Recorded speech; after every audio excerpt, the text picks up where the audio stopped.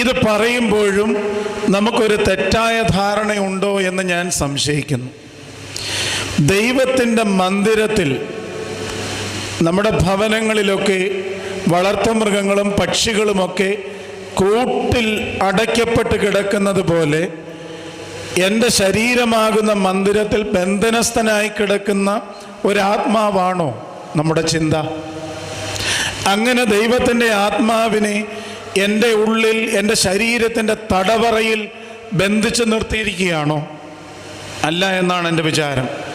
കാരണം ഞാൻ പൂർണ്ണമായി വിശ്വസിക്കുന്നു, ദൈവത്തിൻ്റെ ആത്മാവ് എൻ്റെ ശരീരത്തിൻ്റെ ഓരോ കോശത്തിലും വ്യാപരിക്കുന്നുണ്ട്.